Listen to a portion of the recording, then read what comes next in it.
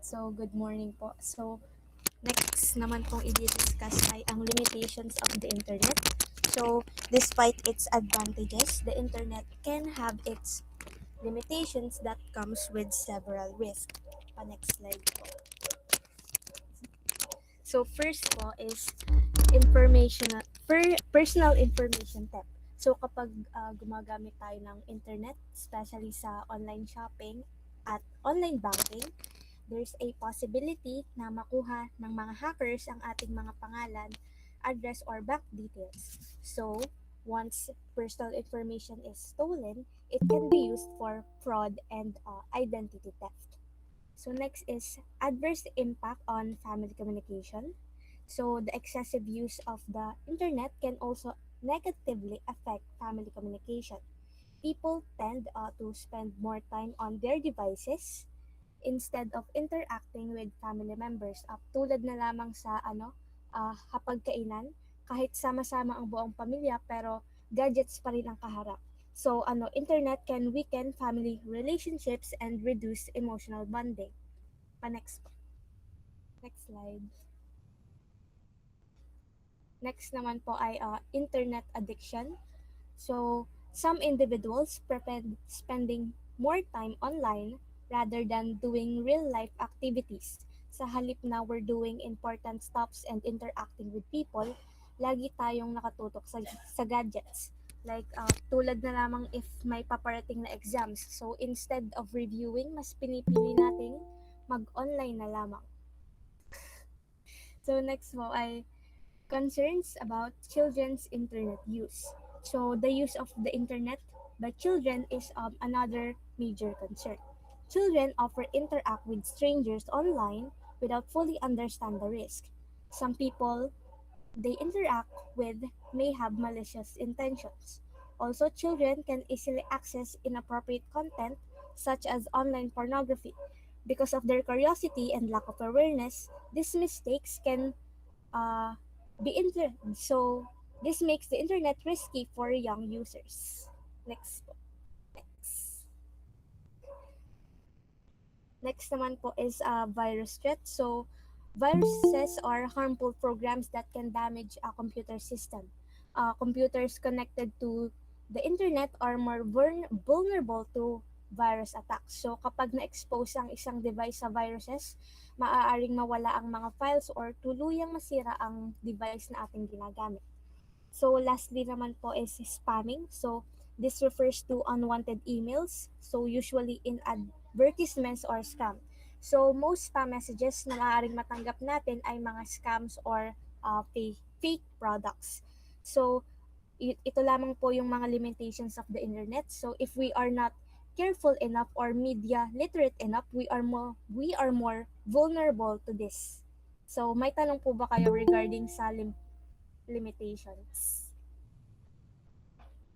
Wala na po. So, proceed na po tayo sa recitation. Next.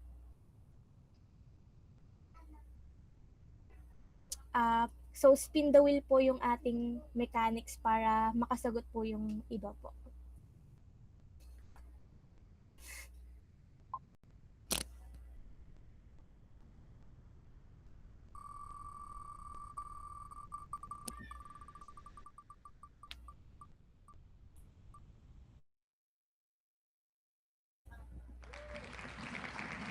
So, si Miss Aquino po ang sasagot ng unang question.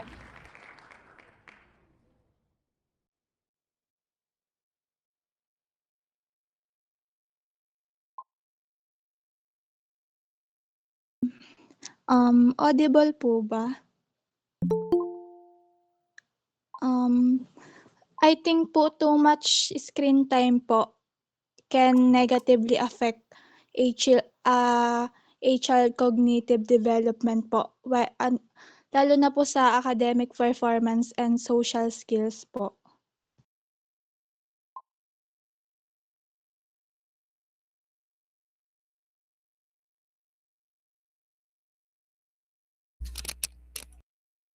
Pa-spin the wheel ulit. Same question pa din po.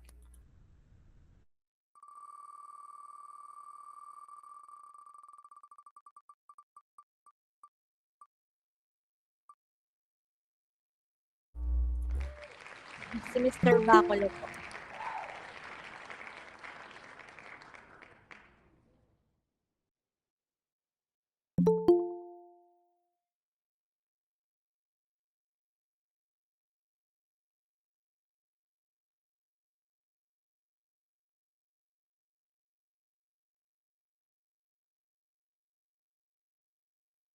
Wala po ata si Mr. Bacolod, so pipili na lang po ako si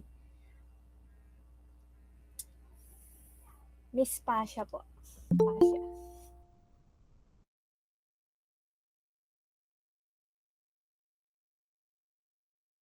Good morning po.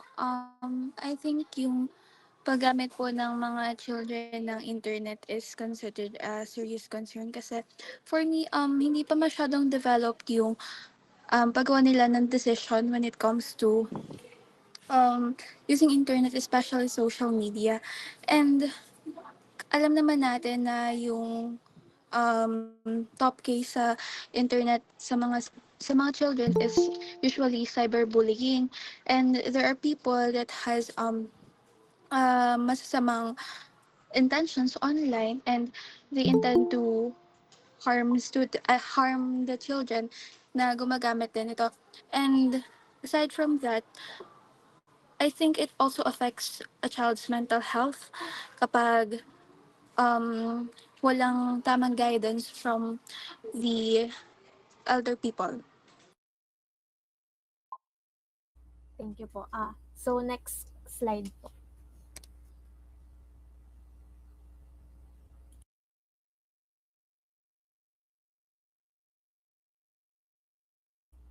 Spin the wheel po.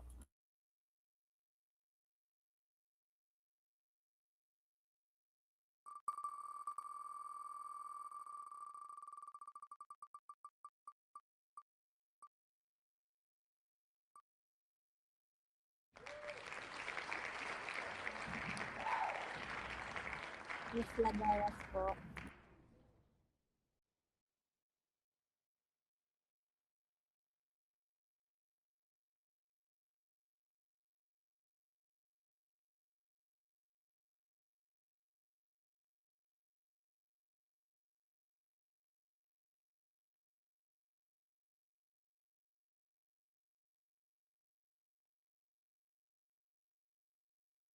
Wala pa po ata si Miss Ladera, so pipili na lang po ulit ako. Estrera po. Ayan. Si, si Estrera po.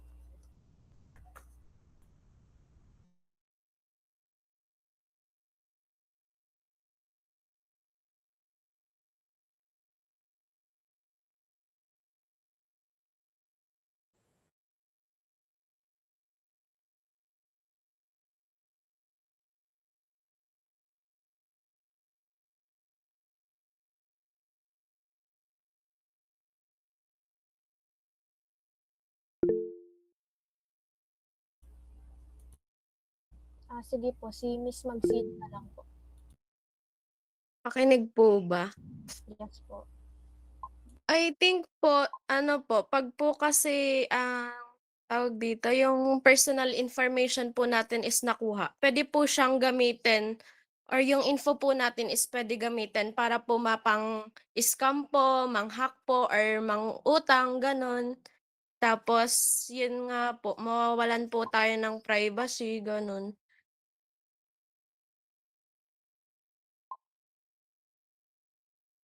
Yan, thank you po.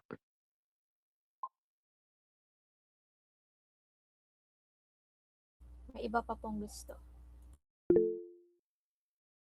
Sige po, Miss Mascareñas po. So, audible po ba? So, good morning.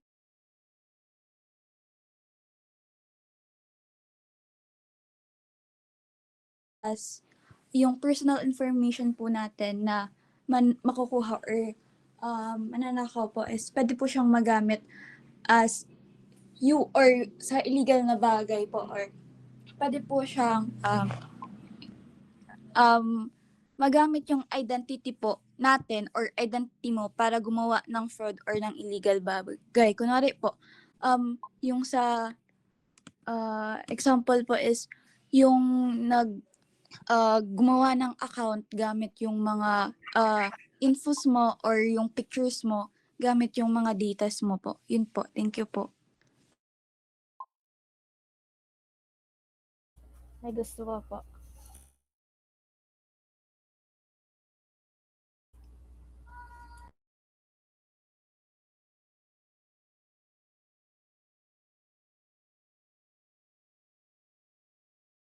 Wala na po ba? Sige, proceed na po tayo sa last question po.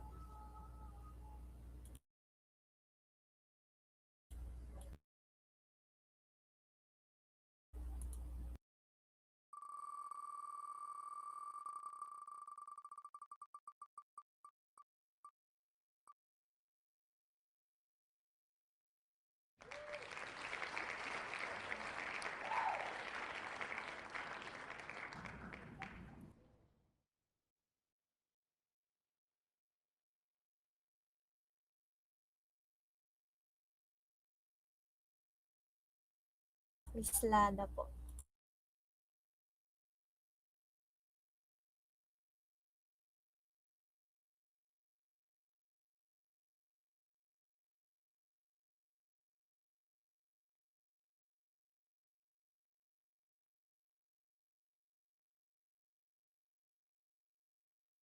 Nandyan po ba si Miss Lada?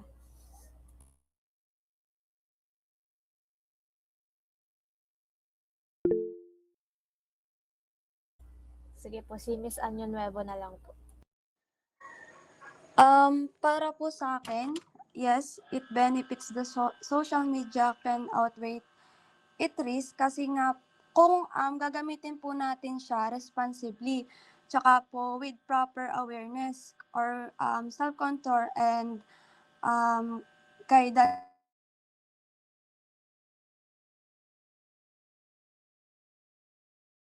po yung mga privacy issue po. Yun lang po.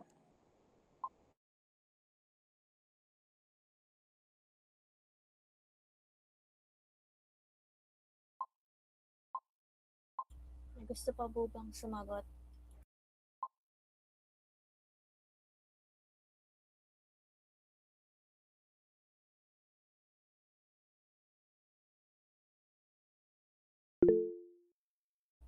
Si yes po, Miss Ilaw po. So yun po for me po na-outweigh din po yung risk po ng social media po kasi po nakakatulong din naman po ito sa communication po, katulad nga po yung pag po may mga kamag-anak tayo sa ibang bansa, tapos nakakatulong din po ito sa pag-aaral po natin, ganun po.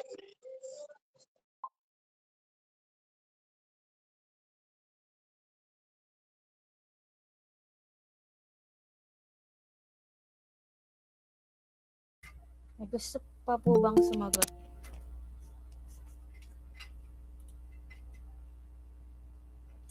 Si Lada po. For me then, mas na-outweigh yung benefits niya kasi nga for communication and more on access sa social awareness. Tapos sa mga information din like education, tapos sa mga business din, mas na-outweigh niya yung mga risk ng mga mental issues or misinformation. Yun lang. Thank you po. Si Laderas naman po. For me naman po ay, in terms naman po siya sa paggamit ng social media ng tama po. If ginagamit naman po natin yung social media para lang po sa communication at hindi po sa pag-spread ng fake news, hindi na-outweigh po yung risk niya. Yun lang po.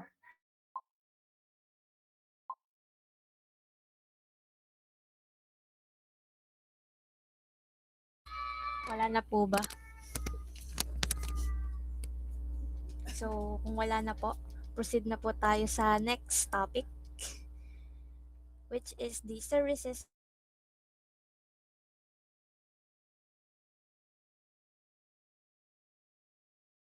The internet provides services such as emails, bulletin boards and discussion groups, file transfer, and remote access computing. Next slide. So, first po is email or electronic mail. So, email allows users to send messages quickly and efficiently regardless of the distance. So, unlike dun sa dati na ginagamit natin mga letters, email can be sent within seconds. So, aside from sending messages, email also allows user to send documents. This is especially helpful for students and employees who need to submit requirements online. Example nito is yung sa tulad na lamang nung sa Google Classroom natin.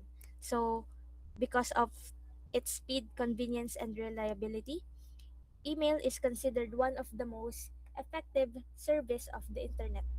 Next.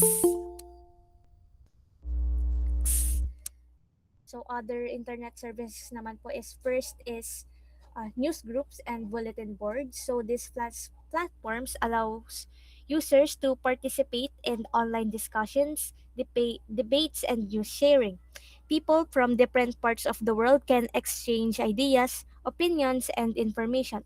So, dito may express natin yung sarili nating opinions, but we still need to be responsible because misinformation can easily spread online. Next is file transfer protocol or file transfer. This enables users to send and receive data from one device to another. So this includes documents, programs, images, and other digital files. So transfer is important, especially in education and business, because it allows collaboration even if people are in different locations. So last naman is remote computing for accessing distant computers. So this is also known as remote access computing. So this allows users to access a device from a different location. So this service is useful for programmers, companies, and institutions that need long distance computing. So ito lamang po yung iba't ibang services ng internet. May question po ba kayo regarding dito? Yes po, Miss Ilaw, ba't po naka-raise yung hands? Hello? Hello? Miss Ilaw?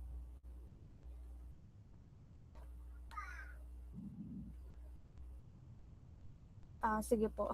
Next, proceed na po tayo sa recitation.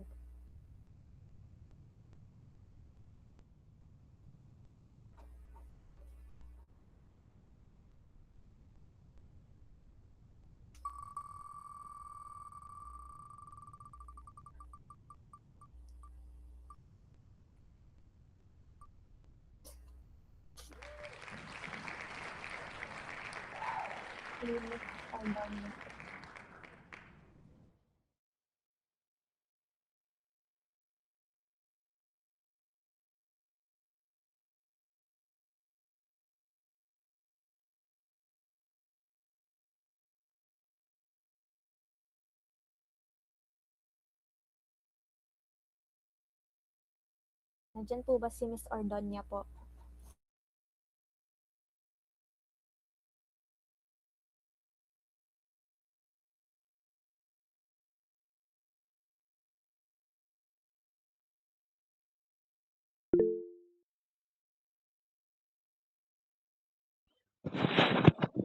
Um, so for me po, internet services help in improving education po kasi po 'di ba dati limited lang po yung access natin sa mga books po. Kung dati po parang we have to we have to go to library po para maghanap ng mga information. Pero ngayon po we can use internet po to so in just a simple click po ay we can find everything po that we need po to help in our education po, yun lang po. Sige po, Miss Gargiano. Good morning po. Audible po ba? So, para po sa akin, I think internet services can improve education through yung mga ubiquitous learning po natin. If I'm not mistaken po, ubiquitous learning happen kapag po mga online. Parang we get to share different ideas, we get to get a lot of information from other people through ubiquitous learning. Kasi yung ubiquitous learning na yon, parang nabanggit siya noon ng teacher namin na parang it happen anywhere and anytime. Kumbaga kahit saan ka magpunta or ah, part ng mundo na nandun ka, parang you can still get information to other people kasi nga the internet services makes you connected with them. Thank you po. Si Miss Pahotal po. Hello po, good morning. Yung internet services po, nakakatulong siya to improve education by giving students easy access information. Like ngayon po, online class and mga learning resources po na pwede nating magamit anytime. Then nakakatulong din po to for better communication ng students at teachers through chats, online classes na ganito. Ganun po. May gusto pa po bang sumagot? So kung wala na po, next question na lang po.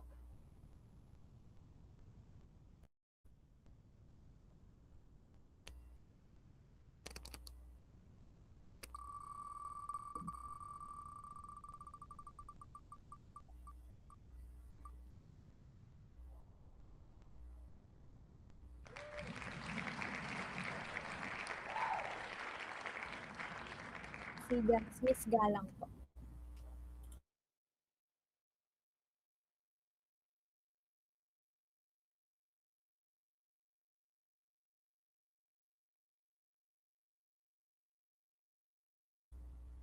So wala po ata si Miss Galang sa ano.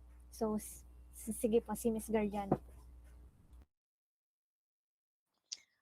Sa akin naman po, ang idea ko lang po dyan is, since ngayon, in the present time, mas malaki yung tulong ng internet services sa atin.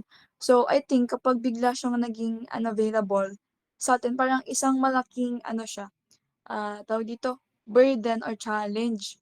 Kasi nga, most of our happenings, most ng mga nangyayari sa atin sa academics natin, the way we get information sa ating environment, sa parang mababawasan yung pag-gain natin ng knowledge. Parang magbabalik tayo dun sa ah, yung yung unang days na wala pang internet. Parang ganun yung mangyayari sa ating modern society if the internet becomes unavailable.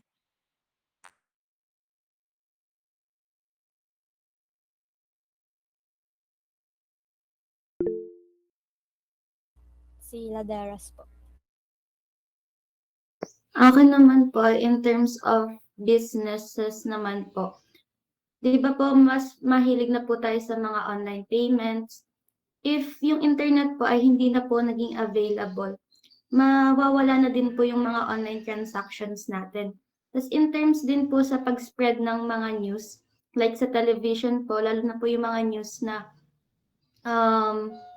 napakahalaga po. For example po, nung time na nagko-COVID, through news po nalaman po natin. And if hindi po naging available yung internet at may mga nangyayaring ganun, parang hindi na po magiging aware yung mga tao doon sa nangyayari dito sa mundo. Alam po.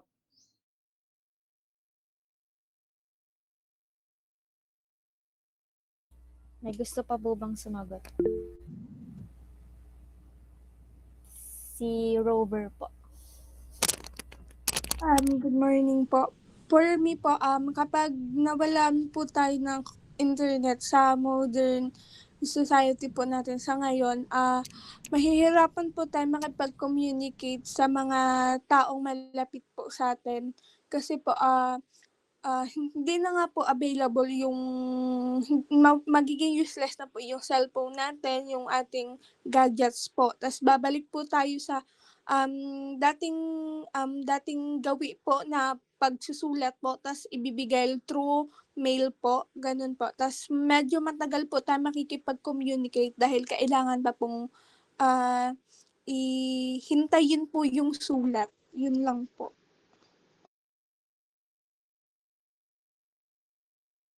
Si Miss Dimailig po. So for me naman po is yung sa news and information, magiging slow po siya. Kasi 'di ba, magre-rely na lang tayo sa television, radio or yung sa mga printing medias.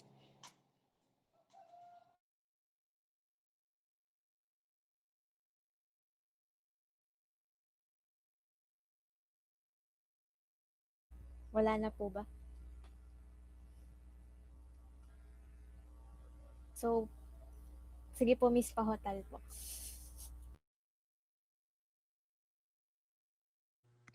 Yung akin lang naman is yung sa healthcare natin. Mawawalan tayo ng access ng mga sa electronic health records, online appointments. Babalik tayo dun sa sa manual, yung paper records and personal consultation. Thank you. So, kung wala na po, proceed na po sa next topic.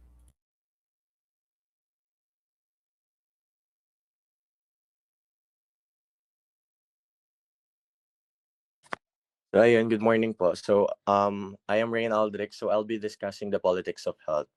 But before that, Bria, please play the song po muna.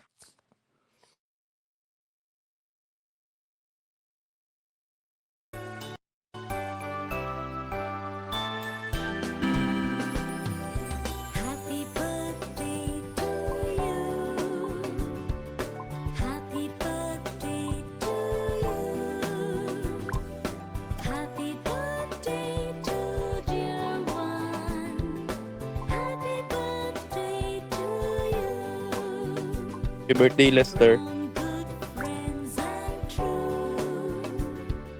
From old friends and new. May good luck go with you and happiness too. So ayun, belated happy birthday po, Sir Ninyo.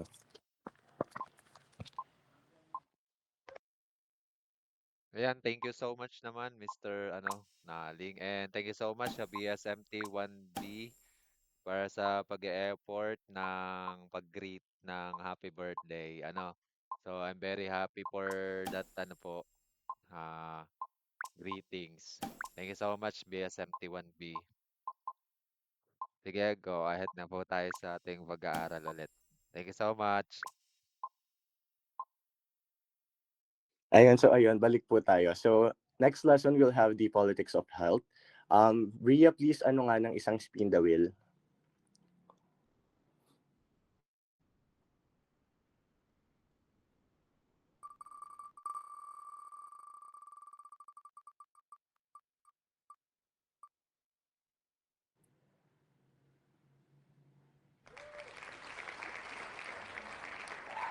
So ayun, Miss Estrella.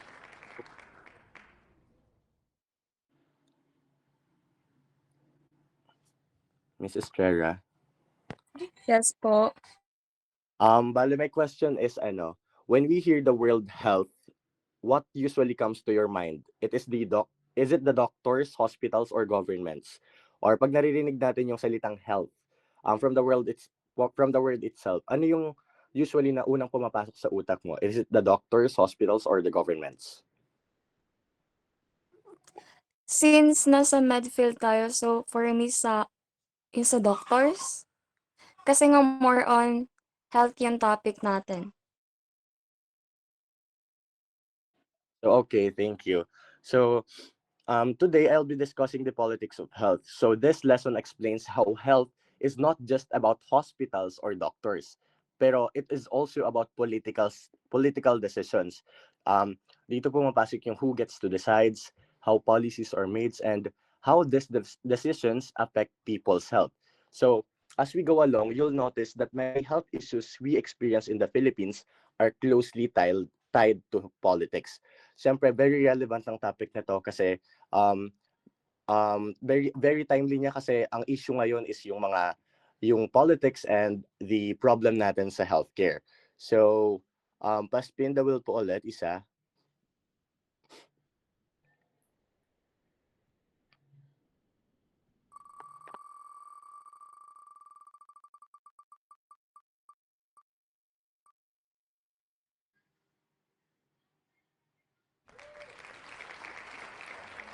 So, Miss Pipito, open your mic.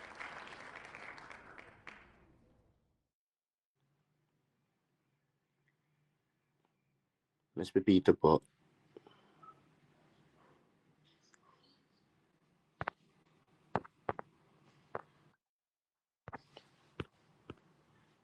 Ay, wala po si Miss Pipito. So Miss Pamfulme na lang po, please open your mic. Yes po.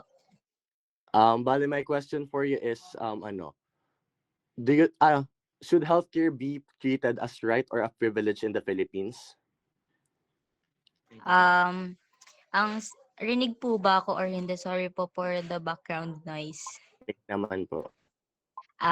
For me po, in the Philippines, healthcare should be treated as a right and not privilege po. Kasi lahat po ng tao is deserve na magkaroon ng access to basic health services regardless po sa status nila or sa income. And lahat po tayo is deserve na matanggap kung ano man yung need natin when it comes especially sa ating healthcare kasi dito sa Philippines marami rin pong hindi nakaka-afford ng pagpunta sa mga matataas na hospital. So I think dapat po siyang right, hindi siya privilege. Ayan, thank you, Ms. Pamfulme. Next slide po. So by the end of this discussion, we should be able to explain how politics influences health policies, understand the role of government in healthcare systems, and recognize how politics affects health equity. So while listening po, I want you all to think kung sino ang nagdedesisyon at sino ang mas naaapektuhan pagdating sa healthcare.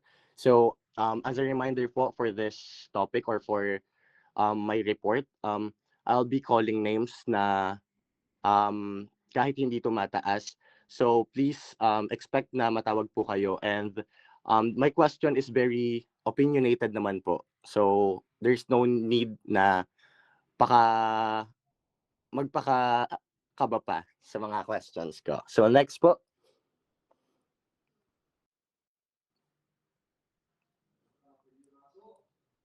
So for this introduction, very maiiksi lang yung nilagay ko sa slides ko kasi very self-explanatory naman itong mga ito. Pero syempre, I need to discuss it. So, politics and health are closely related. So, health does not exist in isolation. So, meaning every hospital, every health center, or health program operates within a political system.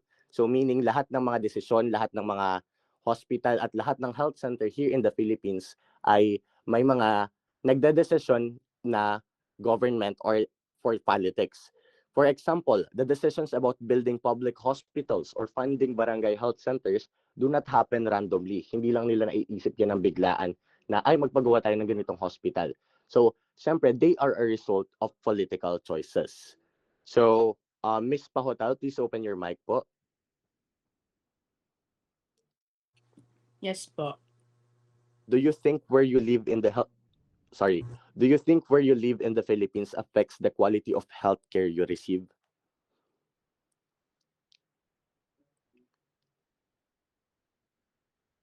Wait lang po. Putol-putol po kayo. So, my question again is sa tingin mo, yung pagtira mo ba sa Philippines, naaapektuhan niya yung quality of healthcare na natatanggap mo?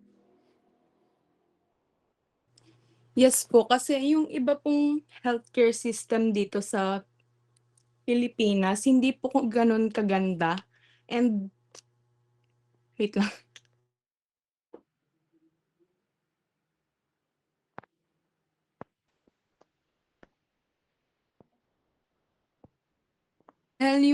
Dahil po kulang tayo sa mga basic needs natin dito. Kung yung like, hindi naman po sa lahat ng health care na yung privilege lang po ay yung may pera and yun lang yung wala po tayong equality dito sa Pilipinas. Yun lang po. Ayun, tama. Kasi most of the countries na outside or yung ibang countries outside, yung healthcare kasi nila is almost free na, or if hindi naman free, very convenient niya and very accessible niya sa mga residents nila. So I think yun yung edge ng ibang bansa sa atin. Thank you for that. Miss Mendoza, please open your mic po.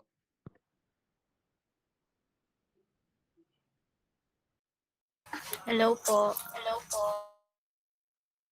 Bale, my question is why do you think health becomes more visible only during crisis? Or pag may issues or may mga problema lang, saka lang nagiging visible yung health? Pwede po pa ulit? Why do you think health becomes more visible only during crisis? Or pag may mga issue sa sahod ng mga nurses, sa mga sakit na mga pumapasok sa bansa, bakit sa tingin mo dun lang sa nagiging visible? Para po sa akin, kasi po, doon lang po napapansin ang kakulangan sa sistema, tulad po ng pandemic.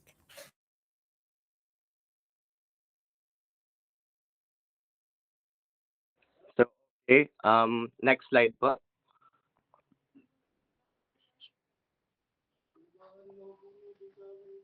So next we have the politics and health system. So health systems are shaped by politics because political leaders decide how health services are organized and managed. So for you to better understand, ang health system at ang health systems are shaped by politics dahil yung mga political leaders, sila yung nagde-decide on kung paano ito i-manage. So very parang personal naman nila dito kasi most of the mambabatas or the political leaders that we have no knowledge regarding the policy making and especially sa health. So parang siyempre minsan magdududa din tayo whether to listen to them or not kasi katulad sa senator, when we elect someone, they should just be able to read and write, pero wala silang knowledge about policy making, so very sketchy. So in the Philippines, the structure of our health systems, from national hospitals to rural health units, is influenced by political planning and governance. So this shows that political decisions directly affect how healthcare system function. So meaning, yun nga yung mga sinabi ko, yun yung reason kung bakit nagpo-function ang isang healthcare system. So they rely solely on the policymakers and the politics. So, Miss Magsino, please open your mic. Hello po. So my question is, if you were a policymaker, what part of the health system would you prioritize first? Kung ikaw ay mambabatas, anong part ng health system yung kailangan mong ipa-prioritize? Hello po, pakinig po ba? Ano nga, paulit nga po uli. What? Kung ikaw ay mambabatas, what part of the health system would you prioritize first? Ano yung pagpo-focusan mo? Of health system?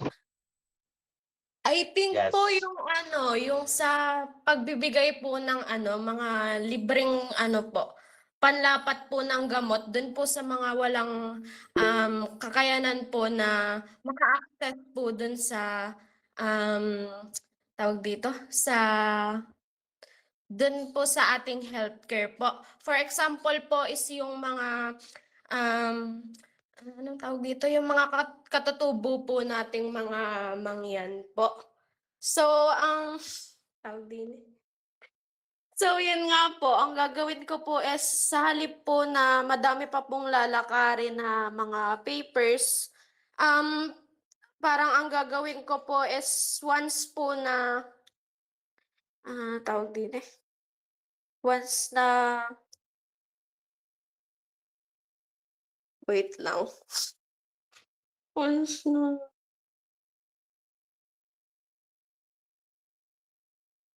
So once na nagpunta nga po sila dun sa hospital, tas wala po silang kakayanan. So yun, magbibigay po ng libreng ano nga po, service po para sa kanila. Yun lang po, thank you. Yeah, so magandang insight for you, Miss Magsino. And how about Miss Salas po? Hello po, good morning po. So, if I were a policymaker po, siguro po ang unahin ko po is yung mga barangay health natin. Kasi we are all aware naman po na yung mga equipments and yung mga gamit natin sa barangay hindi kompleto. And ang nangyayari kasi kapag may major accident na nangyayari, ang ginagawa ng barangay is pinapadala pa sa malalaking hospital and mas lumalaki yung risk na nangyayari. Yun lang po. Thank you. Next po, I have a question pero mag-volunteer na lang po yung gustong sumagot para hindi na ako magtawag. So my question is, yung rural and urban areas, should rural and urban areas receive the same health resources? Why or why not? Should rural and urban areas receive the same health resources? Why or why not?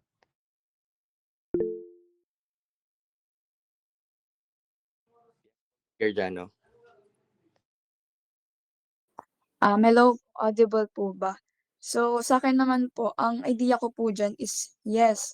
Kasi katulad nga po nung sabi po ni Miss Salas kanina, may mga pagkakataon po kasi yung mga nasa rural areas natin is hindi po ganon na, kulang po yung mga resources nila. So, ang tendency po is kailangan pa po nilang pumunta ng bayan para makapag-seek po ng kanila pong gamutan. So, if yung healthcare system natin is makakaabot even sa mga remote areas, I think mas magiging madali ito para sa mga community members, especially kapag hindi na sila mismo yung kailangan pang pumunta, kundi yung government na mismo or yung healthcare system na mismo yung dadalhin para sa kanila. So, yan lamang naman po. Thank you. Thank you po. So how about Mr. Ortega po? Sir, I believe yes din po kasi nga health nga is a privilege. So dapat even nasa rural or urban area ka, dapat nakaka-receive ka no right treatment na hindi dahil lang nasa rural ka na mas maganda yung naibibigay sa'yo dahil mas malapit nga dapat na-apply din natin siya sa mga urban area. Lalo na sila yung mga hirap or may in times pa na kailangan pa nilang bumaba sa mga bundok. And I'm not saying na pag sinabing urban is nasa mga bundok and this, tama ba? Basta ganun. Like, mahirap talaga kasi ang access kapag mga nasa ganong area, especially those indigenous people na hindi nakaka-receive ng proper health service. Yun po. Thank you po. How about Miss Rover? Dapat po makareceive po ng same treatment po ang mga taong sa rural and urban areas po. Kasi po, katulad po dito po sa Mansalay po, kapag meron pong naa-aksidente or something po na sobrang kailangan po ng gamutan, kailangan pa po nilang pumunta sa Calapan, which is napakalayo po and kailangan po ng mahaba-habang biyahe po. So, mas nagiging risk po yung mas nagiging risk po yung kalagayan ng pasyente po. So, dapat po is for me po is dapat balance lang po kasi may mga taong kailangan pa rin ng healthcare may mga taong kailangan ng same healthcare katulad po ng mga nasa urban areas. Yun lang po. Ayun, thank you, Miss Rover. Next slide po. So next, we have the importance of understanding the politics of health. So this is very important na malaman ninyo. And syempre, so yun, understanding the politics of health helps us explain why health services are not equal for everyone. So, aminado tayo dito na ang healthcare system here in the Philippines is not equal for everyone.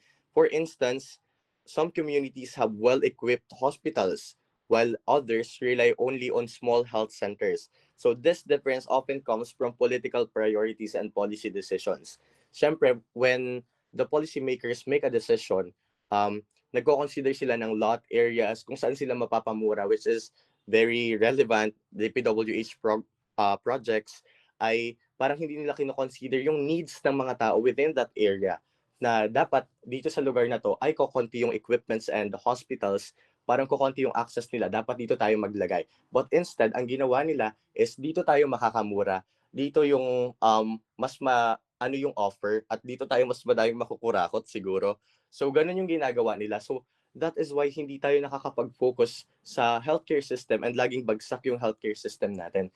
Dapat sometimes, or siguro if I were to advise the policymakers, dapat mag-focus din sila dun sa mga really in need na mga tao. Kasi usually sa mga IP areas, sa mga indigenous people na areas, wala silang proper na hospital. Or if you watch the Cara David na documentary, kailangan yung ambulansyang DIPA, kailangan pa nila ng 1 or to 2 hours para maibaba yung pasyente nila mula sa bundok. So that is the problem here in the Philippines. So my next question, sasabihin ko na ulit yung question. Wait lang. So this question, is it enough to have health programs if implementation is weak? Is it enough to have health programs if implementation is weak? You may raise your hands po. Ms. Pampulme?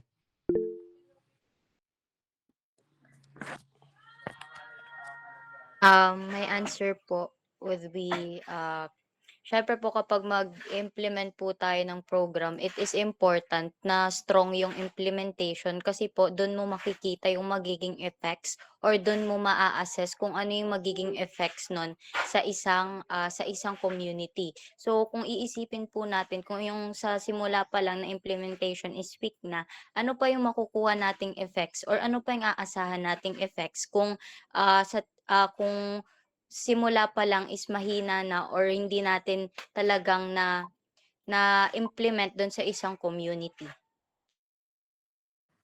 Ayan, thank you po. How about Mr. Senyo? Please open your mic.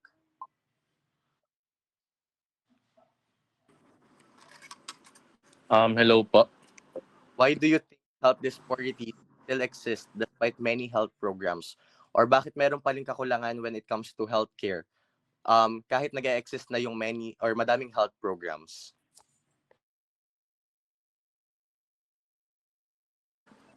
Para sa akin lang po, para sa kalagayan po ngayon, siguro po nakikita ko or napapansin ko lang po is na ibubulsa po yung ibang pondo po para po dun sa healthcare po yun po. Ay, bukod ba? Ayun, okay naman. So next we have Mr. Baculo po. Mr. Baculo, same question din po. Kasi you raised your hand kanina. Pwede po pa ulit po ng question. Bakit sa tingin mo kahit madami ng health programs ang nai-implement, bakit may kakulangan pa din?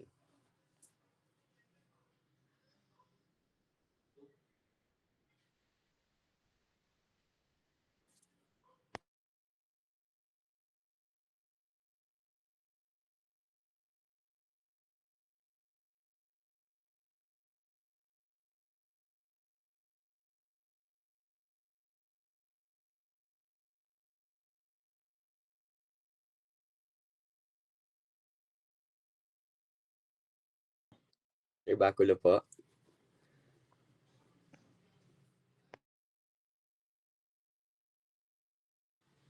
Okay, let's have Miss Galang po muna. Tapos sunod si Mr. Baculo.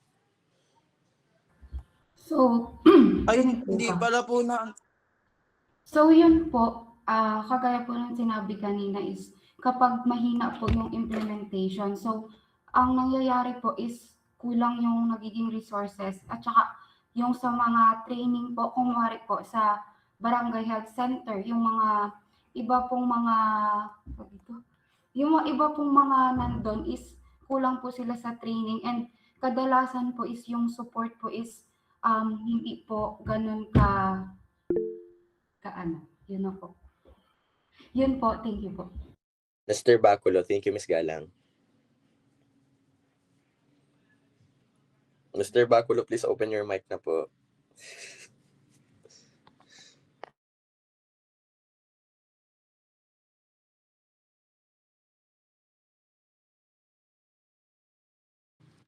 Mr. Bakulo, baka nagsasalita ka na naman on mic. Ano po, siguro po yung kulang po sa pondo ng mga program na yan, kaya po hindi po napapaabot dun sa mga ibang community such as yung nasa mga urban nga po.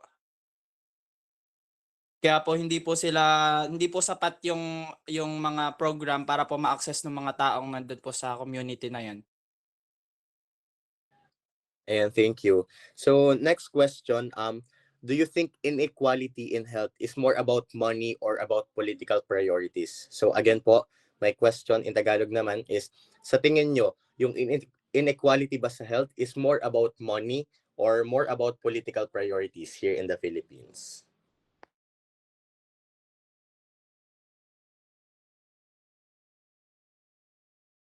Talas po.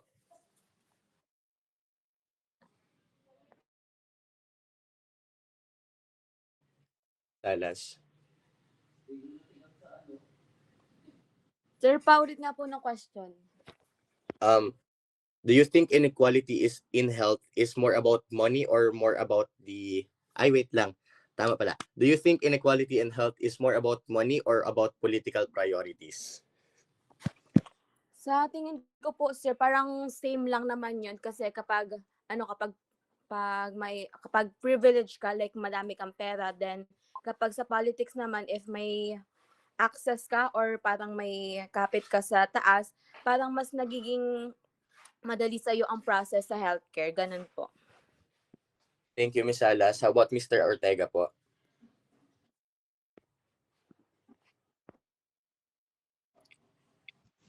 Sir, same lang po kasi nga, yun nga, kung pag-uusapan po is sa money is may enough naman po na pera. Pero and as well as sa political, nasa political priority din po na kung hindi i-prioritize yung mga general or mga important aspects sa health is hindi talaga siya maapektuhan talaga yung health service na i-render sa mga community or sa people. Ayun, thank you po, Mr. Ortega. So next po, Ms. Pahotal. Kota na raw po kasi si Mr. Albo. Both lang din po, pero mas yung lamang po is yung political priorities. Kasi po kahit po may pondo, kung hindi naman po ginagamit ng tama or dinidistribute dun sa focus na dapat nilang bigyan, so may disparities pa rin po na nangyayari. So ayun, thank you, Ms. Pahotal. Next po. Next slide, I mean.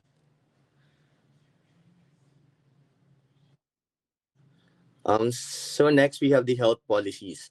So health policies refers to plans, actions, and activities designed to achieve healthcare goals. So yung mga policy na ito, it guides us how health services are delivered. So in the Philippine setting, these policies influence how health programs are organized at the national and local levels. So again, may question din po ulit ako dito.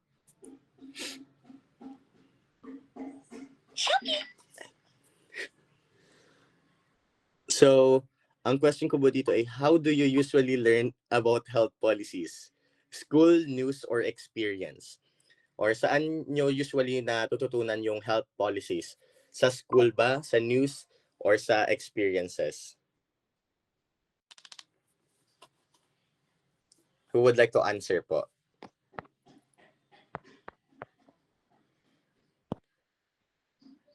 How about Miss Mendoza po ulit?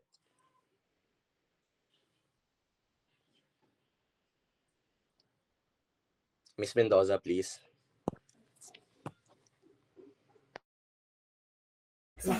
Hello po. So yun, same question pa din. How do you usually learn about health? For me po, sa personal experience na lang po. So for example po, kapag gumagamit ng health services tulad ng PhilHealth or public hospitals, and sa school naman po, kapag dinidiscuss ito sa subjects or discussions po. So, how about Miss Sapunto po? Same question po. Saan niyo usually natututunan yung mga health policies? Sa school ba? Sa experiences? Or sa news? Miss Sa akin po is yung sa school din po. Then nung senior high school is yung sa immersion ko po, kung paano siya na-apply. So, okay. Thank you. Next slide po. Next, we have the scope of health policies. So, health policies can be applied locally or globally. So, sa Philippines, some health policies are implemented nationwide. We have the PhilHealth 10. That is the very most common. And the other one na implemented by the government. While others are adopted by local government units, this shows how health policies operates at different levels. So, pag magkakaiba yung level ng hospitals, magkakaiba din yung policies na meron sila. And so, this shows how health policies operates at different levels depending on political authority. It is very relevant sa mga public hospitals kasi it is led by the government or the political leaders. So, the question for this is, so what do you think happens when national policies do not fit local realities? Or sobrang hindi maabot ng policy na yon for the locals? Sino pong pwedeng sumagot sa what do you think happens when national policies do not fit local realities?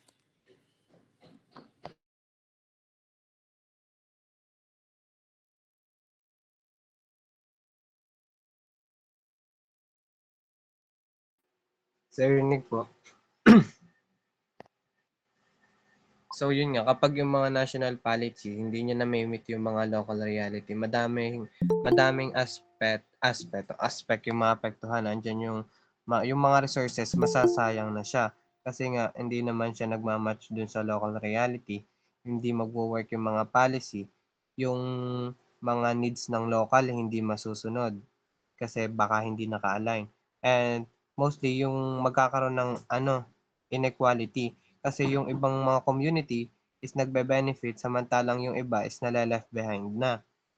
So, in short kasi, kapag yung national policy hindi siya nag-fit or hindi siya nag-a-align do sa local reality, yung mga plans is nagfe-fail and ang magsasuffer dyan is yung mga tao. Yun lang po. Ayun, thank you Mr. Ortega. So next question po is, should local governments have more freedom in implementing health policies? Or should local governments have more freedom in implementing health policies than the national government?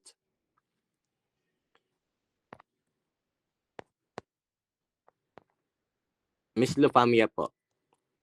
Can you answer the question po, Ms. Lufamia? I think po it depends po. Yung parang mag-implement din po ng mga I think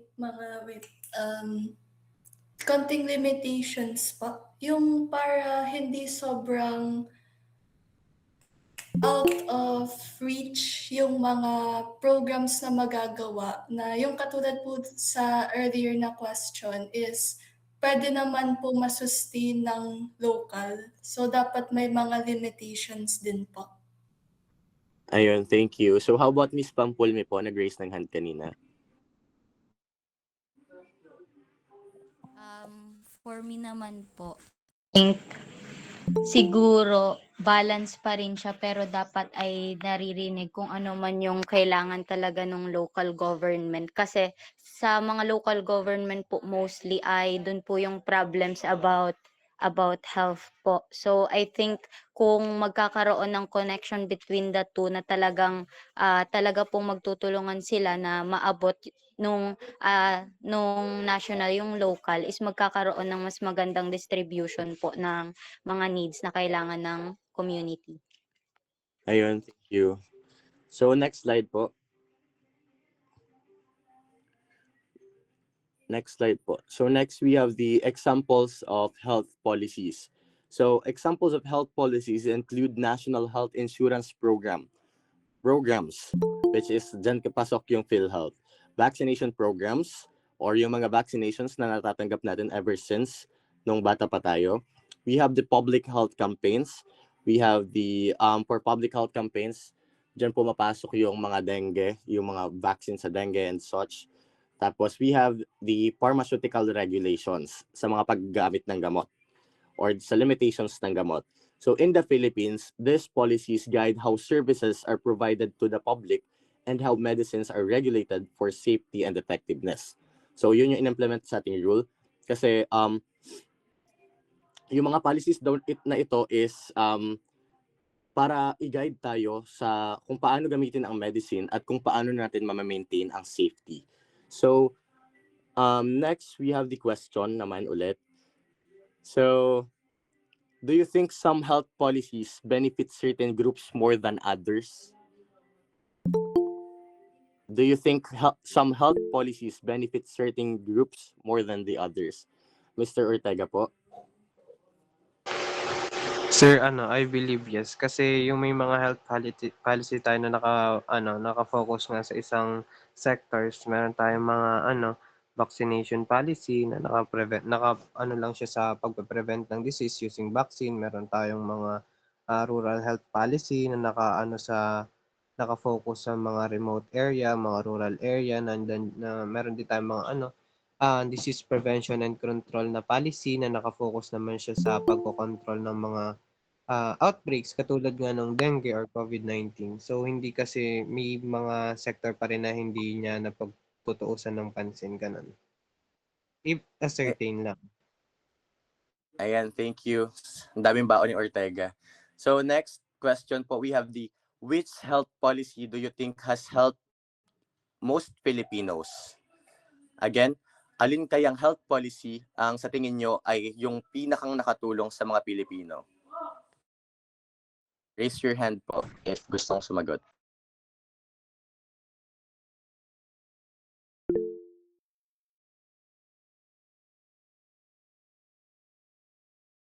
Yes, Ms. Garjano po.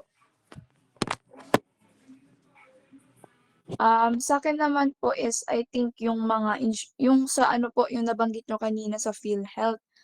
Marami po kasi, I mean parang most of the Filipinos ay gumagamit nung PhilHealth as part of their tawag ng insurance sa mga hospital. Kasi in that way, parang kahit hindi agad sila makabayad sa hospital, parang at least kahit papaano, nagagaranti ng PhilHealth na may magagamot pa rin yung patient na may iniintang karamdaman kahit ngayon hindi pa sapat yung money niya, pero at least nasusuportahan naman ng PhilHealth yung pangangailangan niya.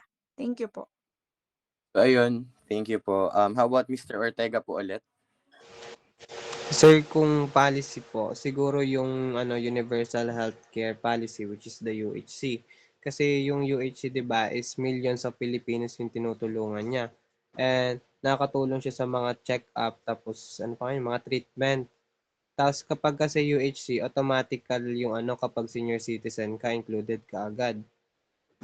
So, mas nakakamura and considering na top 3 din yung UHC sa health policy sa Philippines, is considered talaga siya as nakakatulong sa mga Pilipino.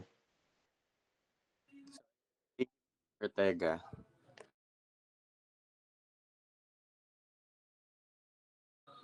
Next, we have Mr. Humawan po. Sir, yung sa mga vaccination policies po, nagbibigay po ito ng libreng bakuna po sa mga bata. Nakakatutulong po ito para ma-prevent po yung pagkakaroon ng mga disease po, gaya po ng polio po, tsaka mga TB, ganun. Ayan, thank you Mr. Humawan. Sino ba pong gustong sumagot? Wala na po ba? So, proceed na po tayo to next slide. So next, we have the key players in health politics. So, health politics involves different key players who help shape and implement health policies. This include the government, international organizations, non-governmental organizations, the private sector, and the public. So each plays a role in ensuring that health programs move from planning to actual implementation. Next slide po. Next, we have the government. Next slide po, Miss Bria. Wait lang.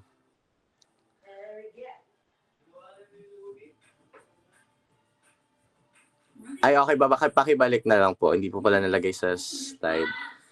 So next, we have the government. So from the world itself, the government plays a central role by creating and enforcing health policies. So in the Philippines, this includes national agencies and local government units. So yung government, sila yung nagde-decide on laws, budgets, and programs na sa tingin nila is makaka-affect sa public health services. So when it comes to international organizations naman po, international organizations influence health policies by providing guidelines and supports. So we have the organizations like the World Health Organizations. So sila yung nagpo-provide ng guidelines and support. So meaning sila yung global standard for the health. So although decisions are made locally, countries like the Philippines consider international standards when addressing health concerns, especially during global issues. So next naman, when we say non-governmental organizations or NGOs, so it supports health initiatives by advocating for specific health issues and providing services where government support may be limited. So meron tayo ditong sa Oriental Mindoro na NGOs na nagsusupport sa health o especially sa mental health. We have the Kumusta Ka Mindoreño or Mindoreño, and we have the Silay Philippines. So in these communities, NGOs help supplement health services, especially in underserved areas.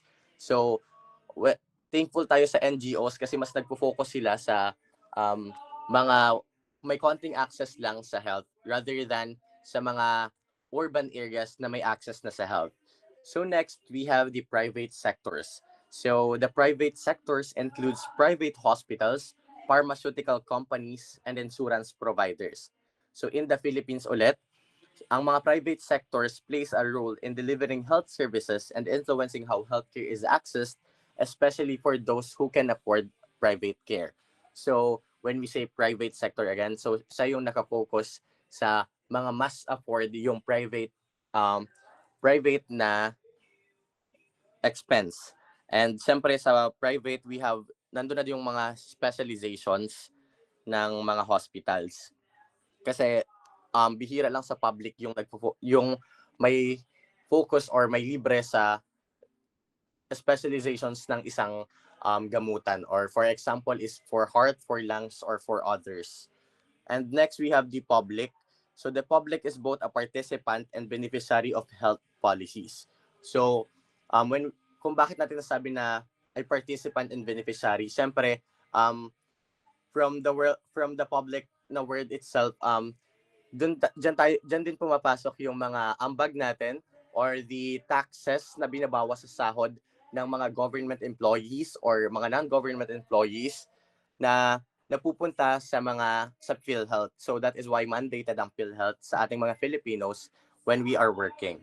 So public opinion, siyempre pasok na dyan yung opinions natin. The community involvement, siyempre pag walang involvement sa isang community, wala tayong ma-accomplish at hindi natin alam kung saan tayo magpo-focus. And advocacy that can influence the political decisions. Siyempre, pag medyo malala na talaga ang decisions ng government, we sometimes call them out. And at the same time, the public experiences or the direct effects of how health policies are implemented. So, syempre, yung experiences nyo ay nagmamatter. Sa munisipyo nga or sa municipal health office, meron sila doon na pinapasagutan kung paano yung naging experience mo throughout the service na nirender sa'yo. So, we have the first question po muna when it comes to the examples of the key players in health politics. So, among these key players, who do you think has the strongest influence? Again, among the key players, who do you think has the strongest influence? Please raise your hand po pag gustong sumagot.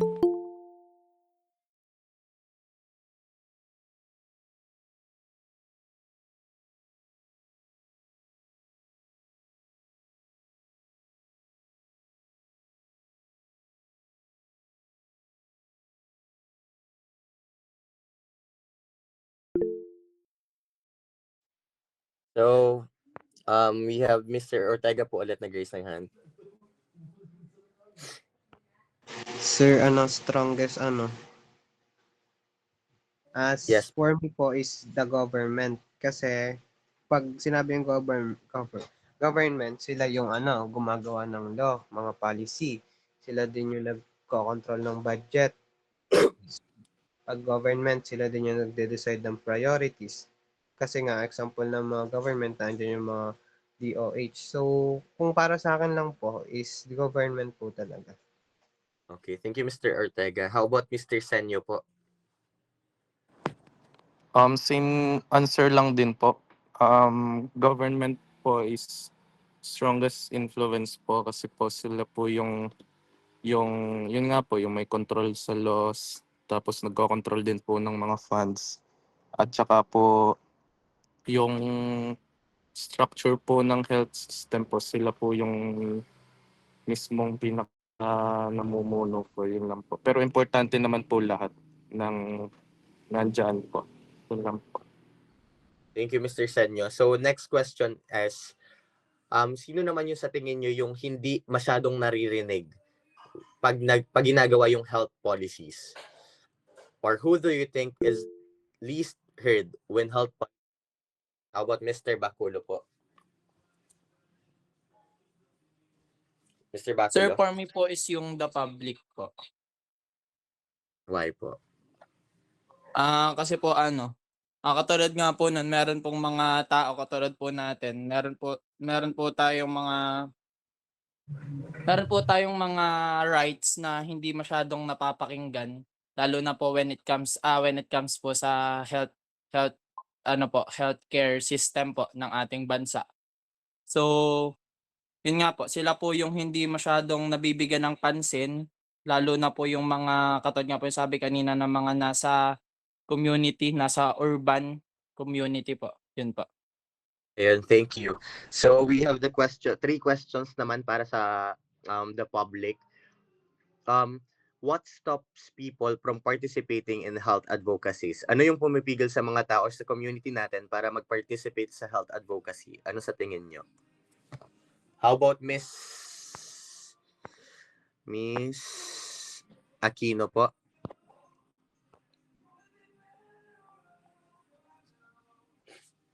Miss Aquino?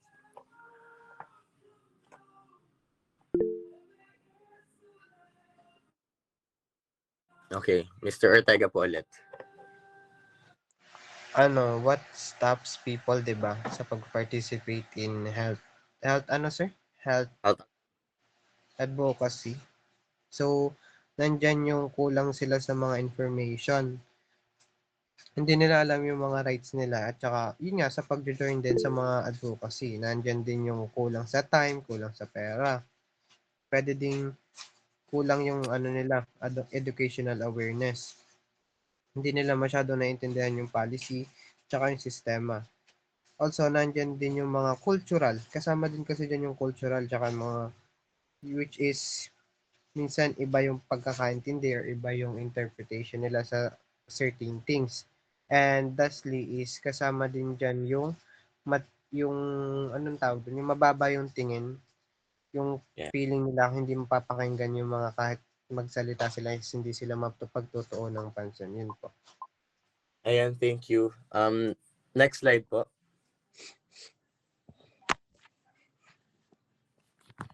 So next we have the influence of politics on healthcare systems. Political decisions determine who can access healthcare. Again, paulit-ulit na po yun. Sana nagets nyo na political decisions determine who can access healthcare, how much funding is given, and what regulations are enforced. So here in our country, this explains why access, quality, and availability of health services vary across regions. So meaning, hindi natin pwedeng i-implement yung isang policy na for dengue kung ang problema naman sa kabila is about sa pagsasakit ng tiyan. So this decision shapes the overall health experiences of the population. So we have the question po ulit for the influence of politics in healthcare systems. Should healthcare funding be equal across all regions? So this focus on funding naman po. Should healthcare funding be equal across all regions? Miss Di Mailig. Miss Di Mailig po.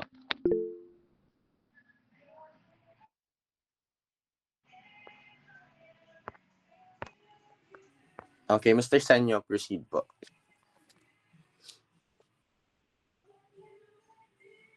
Mr. Sanyo.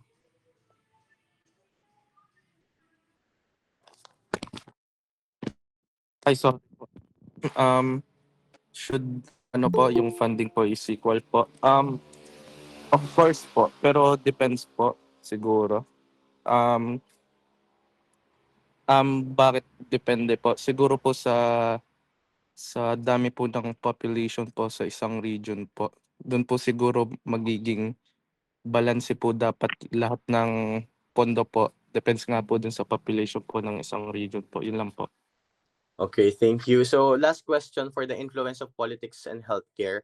So sino sa tingin nyo yung nagbe-benefit, yung mas nagbe-benefit from the current healthcare systems?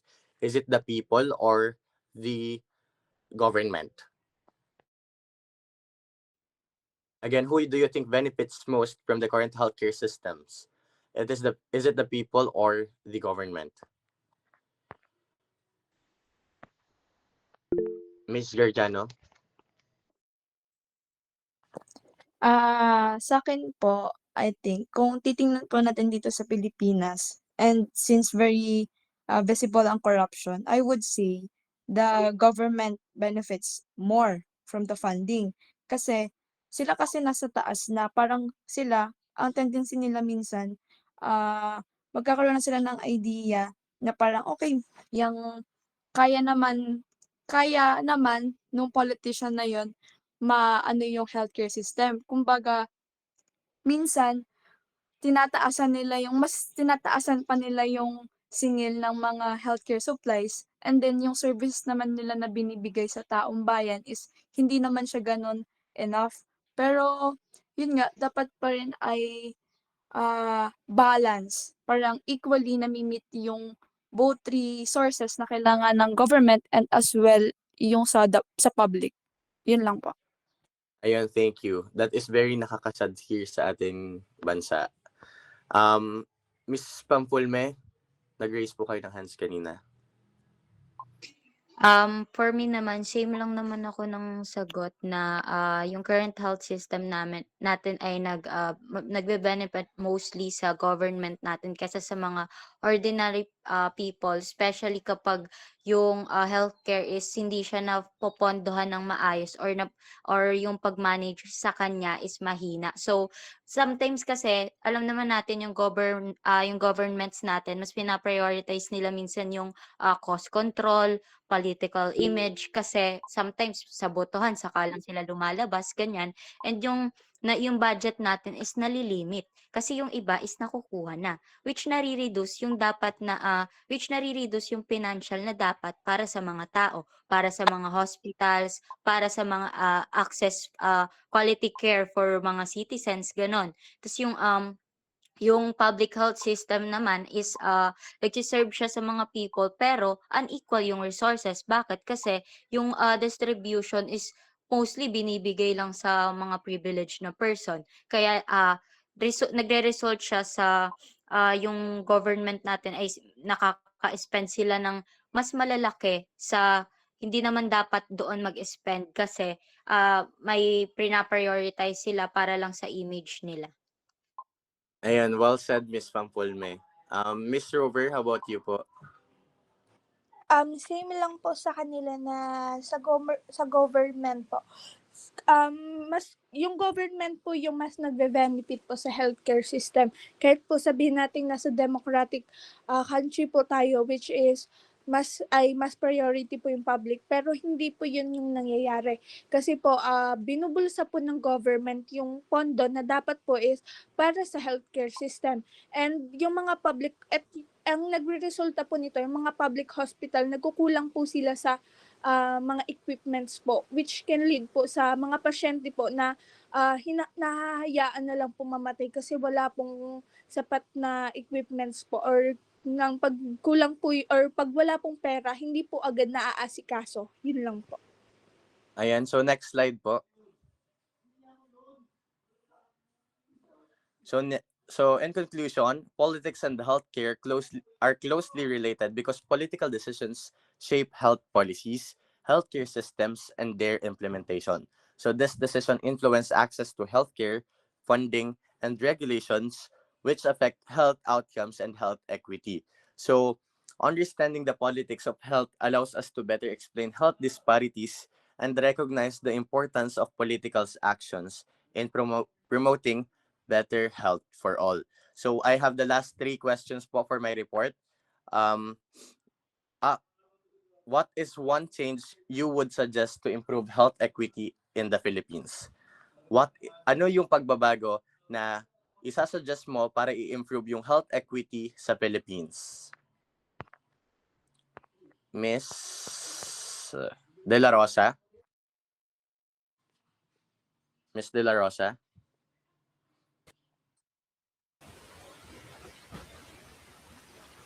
Miss De La Rosa, what you would suggest to improve health equity in the Philippines?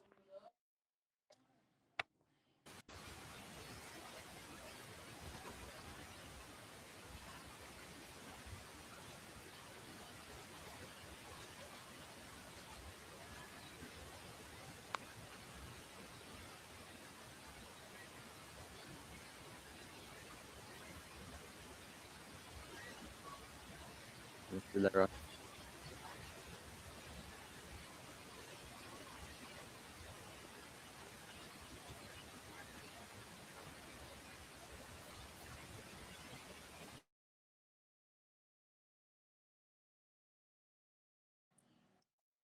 How about Miss Gayutin po muna? Miss Gayutin?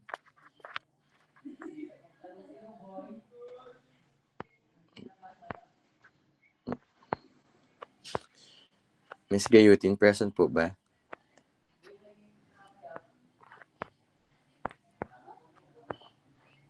Miss Anyo Nuevo po. Miss Anyo Nuevo, please open your mic.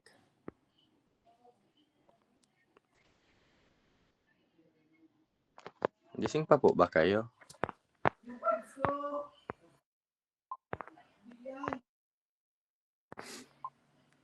Ayan, Pasha po. How about Miss Pasha? Yung para po sa akin, yung isang change po na masasuggest ko is palawakin po yung access sa affordable medicines po ng lahat ng tao kasi when it comes to rural communities, nahihirapan po makabili yung mga tao ng gamot kasi due to low income na rin po. And kung mas magkakaroon po tayo ng maayos na access po or affordable po na medicines po, ay mas maraming tao po ang makagamotang mas maaga, mas may iwasan po nila yung mahirapan pa sila sa paghahanap ng curative services po. And dapat din magkaroon ng monitoring system yung government para masiguro po na hindi nasasayang yung mga resources at hindi napupunta kung saan-saang bagay. And with this, mas magiging accessible po yung healthcare para sa lahat at kahit saang parte po ng bansa natin. Ayan, thank you, Miss Pasha. How about Miss Maxino? Opo. Para naman po sa akin is katulad po nung sinabi ni Miss Salas, yung mas palalakasin po yung mga health center po sa barangay. Yung dadagdagan po yung mga doctors or nurses, mga medicines po at saka mga equipment po. Para kahit po nasa malalayong lugar is may maayos po tayo na health service. At hindi na po natin kailangan lagi na pumunta pa po sa mga city hospitals. Yun po. Thank you. And thank you, Miss Maxino. Mr. Rover, may sasabihin po ba?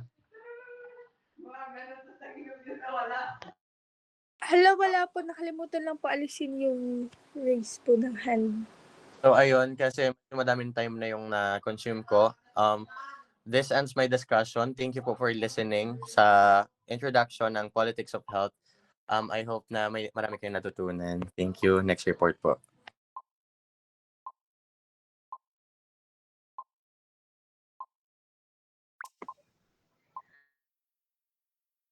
Nating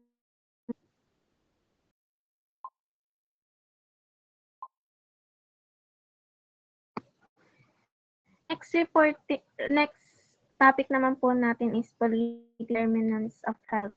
Next slide po. So what is political determinants of health? The determinants of health describes the range of ways that political choices and institutional arrangements affect the population. Social and environmental factors that influence people's health are shaped by these determinants. Examining the ways in which political ideologies, power structures, governance, and policies affect health disparities and public health as whole is necessary to understanding political determinants of health. So, dito po, ang political determinants of health po is, ito yung tinutukoy po kung paano direktang naapektuhan po ang mga desisyon at sistema po ng pamahalaan ng kalusugan po ng mga tao. Hindi lang po ito tungkol sa hospital po, kasama rito po ang mga batas, pulisya, at saan po na po sa kondisyon ng pamumuhay ng populasyon. Halimbawa po, kung may maayos po na political sa trabaho, edukasyon, pabahay at kapaligiran po, mas magkakaroon po tayo ng mas ligtas at mas malusog na komunidad. Pero po, pagka po mahina ang pamamahala po natin, kulang ang pondo sa serbisyong panlipunan, o may hindi patas na pamamahagi ng yaman at kapangyarihan, mas lumalaki po ang health disparities or agwat ng kalusugan ng mayayaman po. Hirap. Next slide po.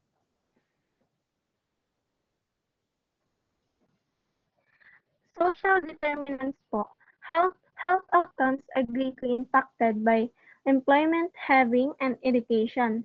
For instance, improved health is correlated with higher level of education. Ang social determinants po is ito yung mga conditions sa pang-araw-araw ng mga pamumuhay na may malalaking epekto.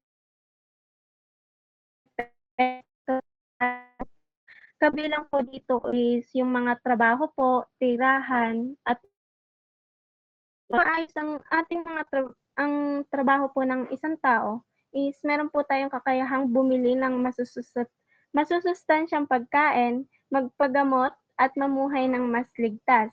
Ang maayos na pabahay naman po is nakakabawas po sa panganib na sakit dahil may malinis na kapaligiran, maayos na ventilasyon at seguridad.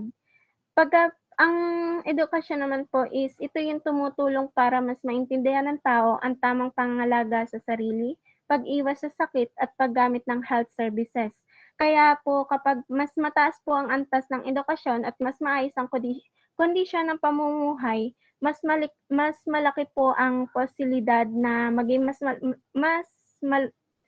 mas malaki pong maging posibilidad na maging mas malusog ang isang tao at ang ating komunidad. Next slide. Economic policies.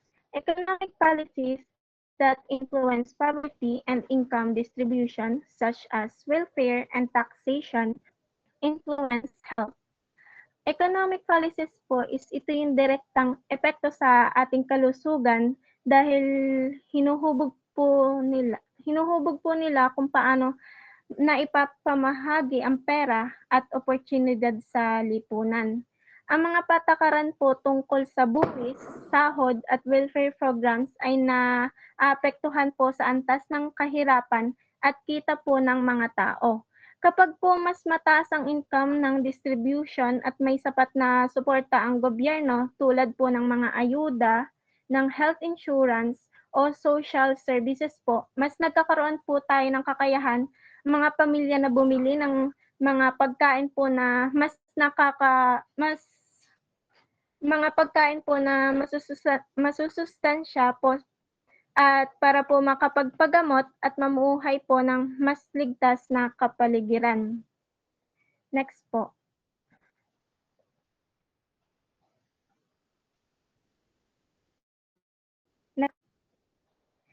Next naman po is environmental policies. Urban planning, pollution, and climate change regulations all have an impact on public health as these influence the living and working environments of people. Ang environmental policies naman po is ito po yung mahalaga po sa ating kalusugan dahil po hinuhubog po nito yung mga kapaligiran po, yung mga ating tinitirhan at pinagtatrabahuhan po ng mga tao. Kasama po dito yung mga urban planning, yung mga control po sa pollution, at mga patakaran po laban sa epekto ng climate change. Maayos po ang regulation sa hangin po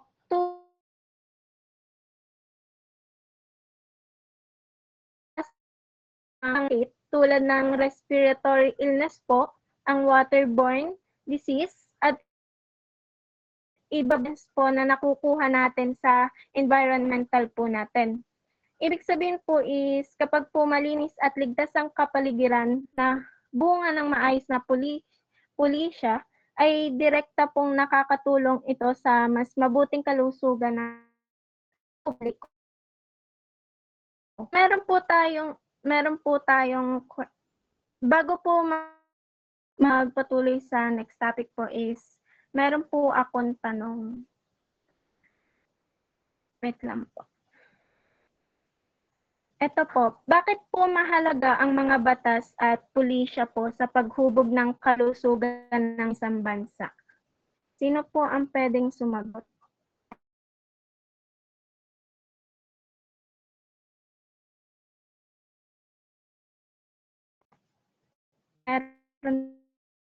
Magtatawag na lang po ako. Si Ma'am Anissa po,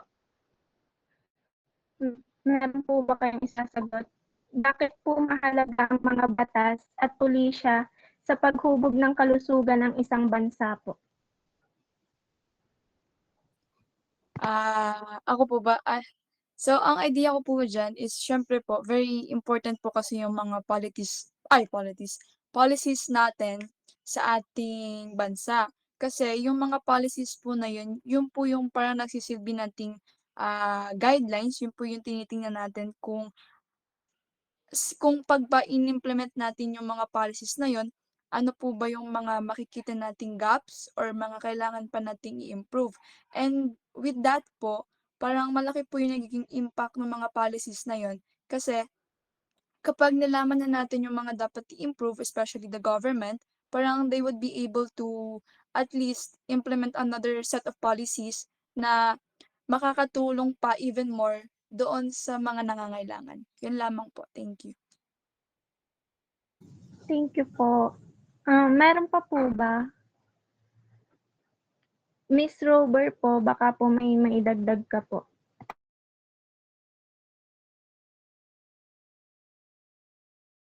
Miss Rober po.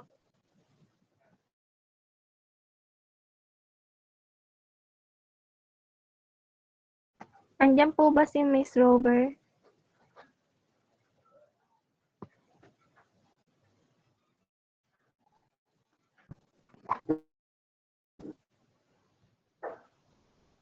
Sige po, tawag na lang po ng iba. Si Ma'am Pampulme po. Ano pong question?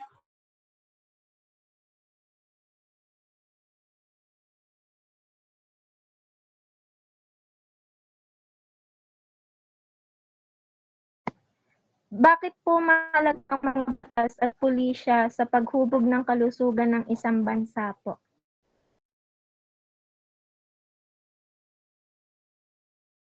Okay po. Sorry po for the background noise po, pero I think mahalaga po yung mga laws sa paghubog ng mga policies po kasi ito po yung magsiset ng standard sa isa pong action kung tama po ba itong gawin and kung ano po yung makakabuti and kung ano po yung makakabuti na law para po sa community. And also po this these laws po ay may mga consequences kaya po magkakaroon ng courage yung mga tao na sundin siya and para din po makabuti or magkaroon ng magandang effects din po kapag nagawa yung action na yun. Thank you po. Meron pa po akong isang tanong po. Ano po? Paano po nakakaapekto po ang political stability or instability sa kalusugan po ng populasyon? Mr. Ortega po, baka po may sagot kayo.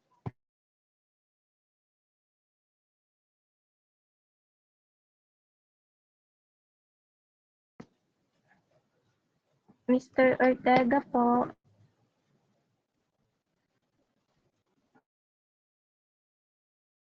Andiyan pa po ba si Mr. Ortega?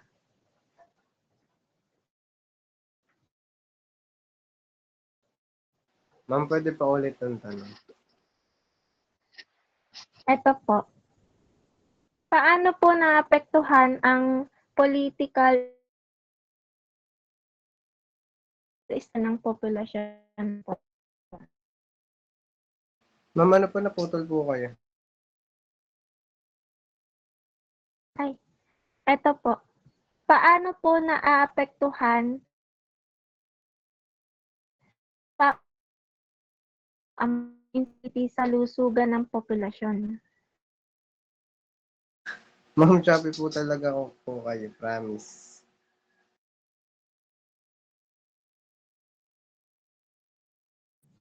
Okay na po ba? Pakinig po ba ako?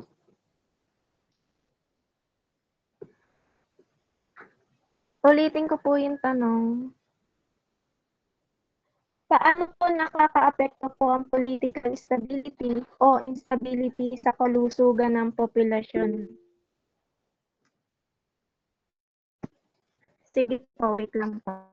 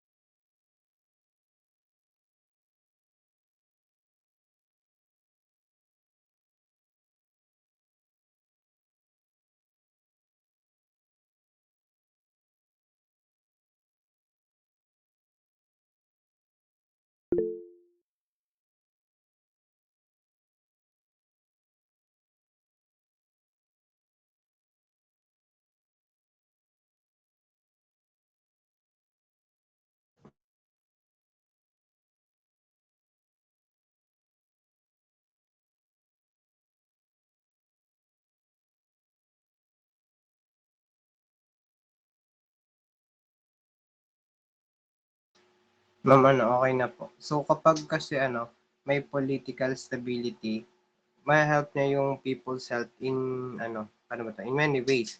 Nandiyan yung, kapag stable yung politics, pag stable yung politics, yung mga health program is tuloy-tuloy or nai-apply ng maayos.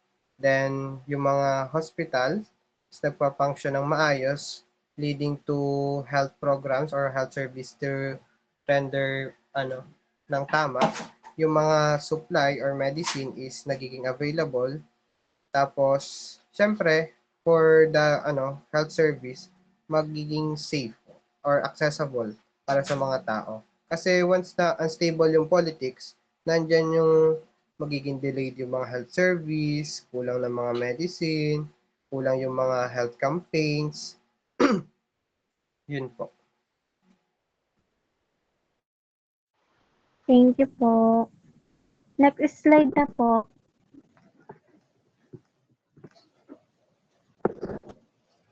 Next po is challenges in health policies. The creation, evacuation, and long-term sustainability of successful health policies are complicated by a number of issues that concern health politics. Ideological divides, financial limitations, inequalities in power, and social injustices are a few of the causes of these difficulties. It is essential to comprehend these issues in order to develop situations that will improve health outcomes. Ibig sabihin po dito is, ang challenges po ng health policies is ito po yung hadlang na nagpapahirap po sa paggawa po at pagpapatupad po ng epektibong health policies. Madalas po is may hindi po pagkakasundo sa paniniwala o ideolohiya ng mga namumuno. Kaya po nahahati ang suporta sa mga programang pangkalusugan. Dagdag po rito is ang kakulangan po sa pondo, hindi pantay na kapangyarihan ng iba't ibang grupo, at mga social injustices po na nagiging dahilan kung bakit po may mga sektor na mas napapabayaan. Dahil po is nagiging mahirap po panatilihin ang mga programang pangkalusugan sa mahabang panahon po. Mahalaga po itong pag-unawa sa mga hamong ito para po makagawa ng mas makatarungan at mas epektibo pong solusyon para sa kalusugan po ng lahat.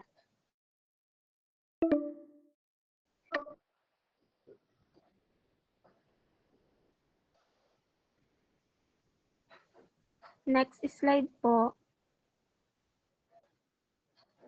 Napapakinggan po ba ako or choppy-choppy po?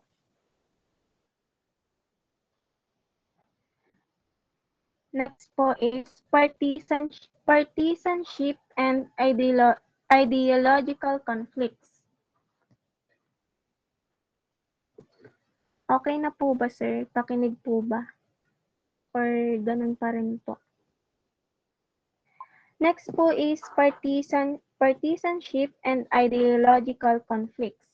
According po to Blumenthal et al. 2009, the divergent perspective on health policies are frequently the results of political ideologies, debate over the provision of health care public versus private. For example, reveal deeper ideological divisions. Ito naman pong partisanship and ideological conflict sa health policies po is ito yung nangyayari kapag po magkaiba po ang paniniwala natin sa ideolohiya ng mga politiko po o grupo tungkol sa pangkalusugan. Halimbawa po nito is may debate po kung dapat bang mas suportahan ang public healthcare o para po sa private health services. Ang ganito pong hindi pagkakasundo po ay nagpapakita po ng mas ideological na agwat na minsan po is nagpapabagal o nagpapahirap sa paggawa po at pagpatupad po ng mga epektibong health policies po. Next slide po. Next po is influence of interest groups and lobbying. According to Brown and Jacob, 2006, the strong interest groups such as drug manufacturers and health insurance providers have the ability to influence health legislations in ways that advance their goals, often at the expense of the general public health. Ang meaning po nito is, ang influence of interest groups naman po is, ito po yung tumutukoy sa kapangyarihan po na malalaking grupo po. Tulad po ng pharmaceutical companies at health insurance providers po na makakapagpa-impluwensya po ang paggagawa po ng batas sa kalusugan. Madalas po is, ito po ginagawa nila ito po para maisulong po ang kanilang sariling interes kahit na po minsan ay hindi nakakabuti sa pangkalahatang kalusugan ng publiko po. Dahil po dito is ang mga pulisya po is maaaring maging pabor sa ilang grupo kaysa po sa mas nakakarami. Next po.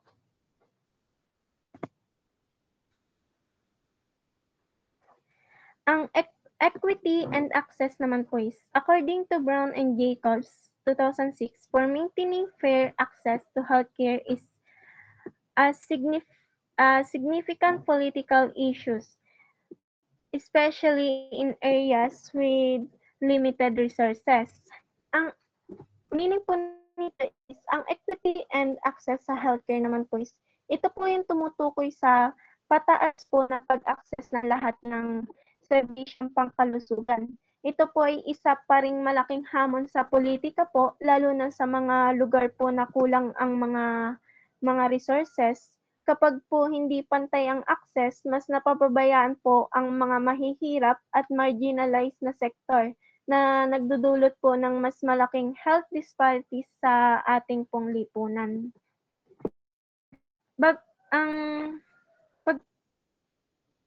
Meron po tayong question po dito bago po magpatuloy sa huli pong topic.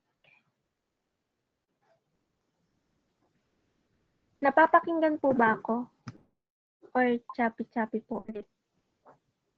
Sige po. Eto po. Ano po ang epekto po ng hindi pantay na distribution ng serbisyong pangkalusugan po sa ating bansa?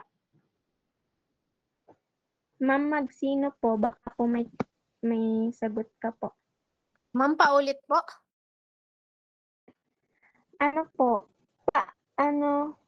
Wait lang po. Ano po ang epekto ng hindi pantay na distribution ng serbisyong pangkalusugan sa bansa?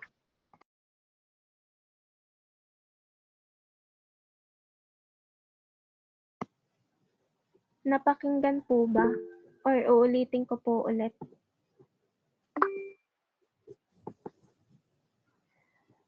Ano daw po ang epekto po ng hindi pantay po na distribution ng serbisyong pangkalusugan sa ating bansa? So kapag po hindi po pantay yung distribution po ng gamot sa bansa, maraming tao po sa malalayong lugar po yung hindi po makakakuha or magkakaroon po ng access po sa mga kailangan po nilang gamot. So yung magiging resulta po nito is mas marami pong tao yung magkakasakit at magkakaroon po ng komplikasyon po sa kanilang katawan at mas mataas po yung risk po sa kalusugan po ng population po. Thank you. Thank you po. Mr. Ortega po, baka po may sagot ka po. Ma'am, additional lang doon sa sinabi ni Ma'am Magsino po, is yun nga yung epekto kapag unequal yung na-render na health service sa mga tao. Andyan yung mga tao, especially yung mahihirap or low income, is mas ma-expose sila sa sakit. Yung mga hospital sa urban area is magiging madaming tao pupunta doon, leading to overcrowded na hospital kasi nga sila lang yung malalapitan. And kasama din dyan yung syempre mas magiging healthy yung mga mayayaman, while the poor is hindi na nakakaabot sa kanila yung tamang health service, leading to mababa ang tawag doon. Parang poor health ganun. And most of all, yung people, mawawala na sila ng trust dun sa health system kasi nga mas naibibigay lang yung health service dun sa may kaya lang. Yun lang po. Thank you po. Miss Lupamia po, baka po may additional ka. Ano po yung question? Ano po? Wait lang po.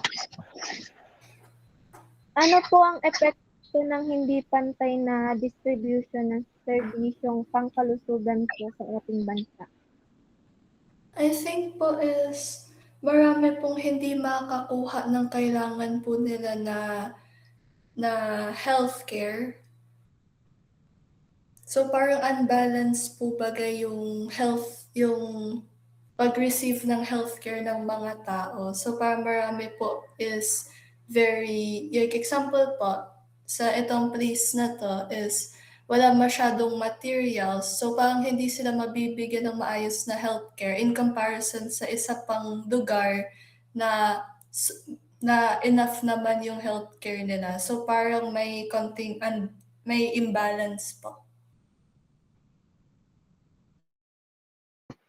Thank you po. Next slide po.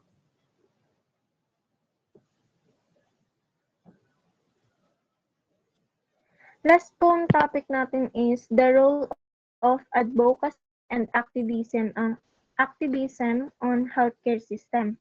Advocacy and activism play an important role in improving healthcare system and addressing health inequities. They help shape health policies by influencing public opinion, engaging policymakers, and promoting systemic improvements that benefits individuals and communities. Not only governments but also individuals, community groups, professionals, and NGOs can participate in these efforts. Advocacy brings critical health issues to public attentions and help educate people about disease prevention. Next po. Next slide po. And last na po ito, sir. And available health services so they can make better health decisions. Advocates can also influence the creation and implementation of laws, push for policy changes, and seek increased funding for health programs and research. Many advocacy groups focus on neglected health issues, support medical innovation, and promotes awareness through campaigns such as HIV, AIDS advocacy, anti-smoking movements, mental health awareness, environmental health activism as global health initiatives. So, ang advocacy at activism po is mahalaga po sa pagpapabuti po ng healthcare system dahil po binibigyan po nila ng boses ang mga komunidad po na madalas po is hindi po napapansin. Sa pamamagitan po ng mga kampanya at education po na mas nagiging mas mulat po ang publiko tungkol po sa mga sakit po, sa pag-iwas po at sa mga serbisyo pong pangkalusugan. Kaya po mas nakakagawa po sila ng tamang decision para po sa kanilang kalusugan po. Nakakatulong din po ang mga advocates sa paghubog po ng mga pulisya sa pamamagitan po na nakikipag-ugnayan po sila sa gobyerno upang po makapagpanukala po ng bagong batas, mapabuti po ang umiiral na patakaran at madagdagan po ang pondo para sa health programs at pananaliksik po. Bukod po dito is tinututukan po nila ang mga isyung pangkalusugan po na kadalasan po is napapabayaan lang po kaya po napipilitan pong kumilos ang mga institusyon. Layunin po ng advocacy at activism po is magkaroon po ng mas patas at mas abot kaya po at mas epektibo pong serbisyong pangkalusugan para po sa lahat. Yun na lang po, sir. So, ayan. So, tapos na bali ang group 3. So, bigyan naman po natin ng masigabong palakpakan ang ating group 3 po. Dahil as per record ay ang dami pong points ang na-generate ng group 3 dahil very active po silang nagtatanong at nagpapa-recite sa kanilang mga kaklase. Okay? So yan. So hindi na rin ako makakapagtanong dahil tambak na rin naman ng tanong ang ibinato ng group 3 at nasakto nila yung oras. Ano? So for now ay tanong ko na lang po muna sa inyo kung sino po yung mga share sa device at yun po yung aking i-check sa attendance. Sino po yung mga naka-share sa isang device? Pakitaas naman po yung kamay. Tapos yun na lang po yung i-check nating attendance. Then, wala po bang nag-share sa device? Yes, Mr. Senyo, sino mga kasama mo dyan? Sino mga kasama ni Mr. Senyo? Sorry Okay, po sir, bilis. napindot lang po. Si Miss Kesley Galang, sino mga kasama mo? Miss Galang, sino po mga kasama nyo? Paubos na lang po yung oras. Kailangan po Sir, natin kami po ni Miss Ribukan po. ribuan. Dalawa lang kayo? Opo. Okay, sige. Kasi magge-generate naman ako ng attendance. Kaso yung mga device lang na nandito, yun yung makukuha ko sa Gmeet. Kaya tinatanong ko yung nag-share. Wala na po bang nag-share sa device? Wala na ano? Wala na. So automatic naman. So let us have our closing prayer. Yan, congratulations po again sa group 3 ha. Congratulations po again. Palakpakan po natin. So since wala na po nag-share sa device, ang attendance po nitong Gmeet ang makukuha ko. And let us have our closing prayer sa pinakamadami pong recitation or top 1 of from group 3. We have Mr. Ortega. A total of 10, 20, 5, 10, 15, 20, 25, 30, 32 points for Mr. Ortega. Mr. Ortega, dasal na po ikaw sa loob ng 1 minuto. Sir, 1 minute. Okay po. Sumasama natin itong ating mga ulot. Manalangin sa Diyos, ang ng Ama, Anak, Espiritu Santo. Lord, maraming salamat po sa mga biyayang pinagkaloob niyo sa amin. Pinupurit, pinasasalamatan ka namin sa lahat ng biyayang binibigay mo sa amin. Naway gabayan mo ang isa't isa na nasa kanya-kanyang bahay at maging ligtas ang kanilang buong pamilya. Yan lang po, pinagsasama't dalangin namin sa iyong matamis sa pangalan ni Jesus. Amen po. Amen. Okay, ayan. Thank you so much, Mr. Ortega. God bless you all. Goodbye, guys. Goodbye po. Goodbye po Goodbye, love you, sir. Gab. Belated happy birthday po. Thank you so much.